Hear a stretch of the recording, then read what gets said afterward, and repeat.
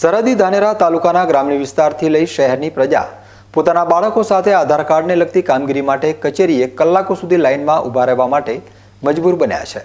માત્ર 2 સ્થળ ઉપર આધાર કાર્ડની કામગીરી થવાના કારણે કામ ધક્કે ચડ્યું છે, જેમાં સૌથી વધારે પ્રાથમિક શાળામાં અભ્યાસ કરતા બાળકો શિક્ષણ પડતું મૂકીને કેવાયસી માટે ધાનેરા આવી રહ્યા છે। એક તરફ જ્યાં ગુજરાતના મુખ્યમંત્રી ગુજરાતને આધુનિક અને ડિજિટલ બનાવી રહ્યા છે, ત્યારે બીજી તરફ ગામડામાં રહેતી પ્રજા આજે પણ ધક્કા ખાઈ પોતાનું કામ કરાવવા માટે મજબૂર બન્યા છે। ધાનેરા ખાતે જનસેવા કેન્દ્ર તેમજ ICDS કચેરી ખાતે આધાર કાર્ડ બાબતની કામગીરી માટે કીટ કાર્યરત છે। જોકે આ 2 કીટ ઉપર આખો ધાનેરા તાલુકો નિર્ભર હોય તે રીતે 30 કિલોમીટરના અંતરેથી લાભાર્થી પોતાના કામ માટે આવી રહ્યા છે, જેમાં સૌથી વધારે સરકારી પ્રાથમિક શાળાના બાળકો પોતાના વાલી વારસો સાથે કે KYC માટે ધાનેરાની કચેરીઓએ ફરી રહ્યા છે। આખો દિવસ ભૂખ્યા રહી અને શિક્ષણથી વંચિત રહી બાળકો KYC માટે રજડી રહ્યા છે। બાળકોના વાલી રજૂઆત કરી રહ્યા છે કે આ મામલે વધુ કીટની વ્યવસ્થા કરવામાં આવે કે પછી સ્થાનિક ગ્રામ પંચાયતમાં KYC માટે કામગીરી કરવામાં આવે તો શાળાના બાળકોએ શિક્ષણ મૂકી ધાનેરા સુધી લાંબા ન થવું પડે। શેના માટે શું કામ થયા? અમે સાહેબ ભાજણાથી આવ્યા, ધાનેરા તાલુકાના ભાજણા ગામ છે। મારું નામ છે ગુવાભાઈ સૈદાભાઈ ખટણ। 2-3 દિવસથી અમે સાહેબ ટકા આપણે કેવાસી માટે તે અમે તાલુકા પંચાયતમાં જા આપણે મામલતદારમાં જા પણ ચોય થતું નથી નેટ હેડતું। એના અમારી જરૂરિયાત એવી કરે સાહેબની કે અમારે છોકરાને અભ્યાસ બગડે। 2-3 દિવસથી ધક્કા ખા તો સાહેબ શ્રીને એવું કહેવામાં મોગો કે અમારા ગામમાં જેમનું સ્થળ હોય ત્યાં આવી અને થવું જોઈએ ગામમાં। શું કે જાઓ તો ત્યાં આગળ તમને પૂછો નેટ ને ચાલતો અને એમનું કહેવું થાય કે આજ આવજો ને કાલ આવજો ને પરમ આવજો ને કોઈ હાજર રહેતા નથી। તમારા સિવાય બીજા બાળકો આવતા હશે? ઘણા સાહેબ, ઘણા જણાનું છોકરાનું 2-3 દિવસથી ભણતર બગડે, અભ્યાસ બગડે ખૂબ।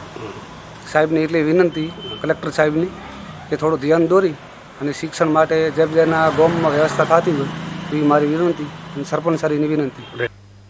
ધાનેરાના જનસેવા કેન્દ્ર ખાતે 2 કીટ ઉપર આધાર કાર્ડની કામગીરી કરવામાં આવતી હતી, જોકે ઓપરેટરનો અકસ્માત થતાં હાલ 1 કીટ બંધ પડી છે। જો ધાનેરા શહેરની વિવિધ સરકારી કચેરી ખાતે આધાર કાર્ડની કામગીરી શરૂ કરવામાં આવે તો નાગરિકોને સવલત મળે તેમ છે। ICDS કચેરી ખાતે આધાર કાર્ડનું ઓપરેટિંગ કરતા ઓપરેટર સાથેની મુલાકાત દરમિયાન તેઓએ જણાવ્યું હતું કે રોજિંદા અનેક લોકો આધાર કાર્ડની કામગીરી વિના પરત ફરી રહ્યા છે, જેનું કારણ છે માત્ર 2 જગ્યાએ આધાર કાર્ડ માટેની કામગીરી થતી હોવાથી નાગરિકો હેરાન થઈ રહ્યા છે। કેમ આ બધા લાઈનો છે અહીંયા ભૈયા? આધાર કાર્ડનું કામ, આધાર કાર્ડ અપડેટની અહીંયા કામગીરી ચાલુ છે। દિવસના 40 થી 45 આધાર કાર્ડ અપડેટ થાય છે।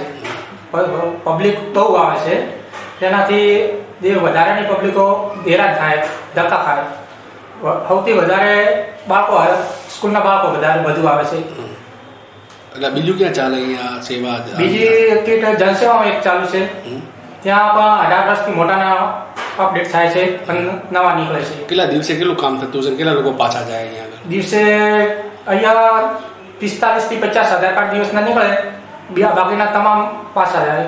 બીજા દિવસે ધક્કા ખાય, રોજ અમને ધક્કા ખાવા પડે છે। અચાનક આટલું ભીડ થવાનું કારણ એ KYC ના સ્કૂલના વિદ્યાર્થીઓને KYC બાકી છે, એના કારણે શિષ્યવૃત્તિ સ્કોલરશીપ અટકાઈ ગઈ છે।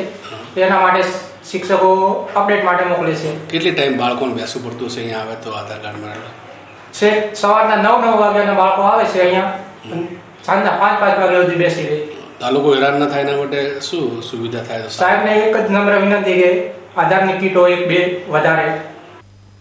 ધાનેરાના જનસેવા કેન્દ્ર ખાતે તો ઓપરેટર દ્વારા ટોકન પદ્ધતિ શરૂ કરવામાં આવી છે, છતાં પણ અનેક બાળકો શિક્ષણથી વંચિત રહી સરકારી કામે રજડી રહ્યા છે।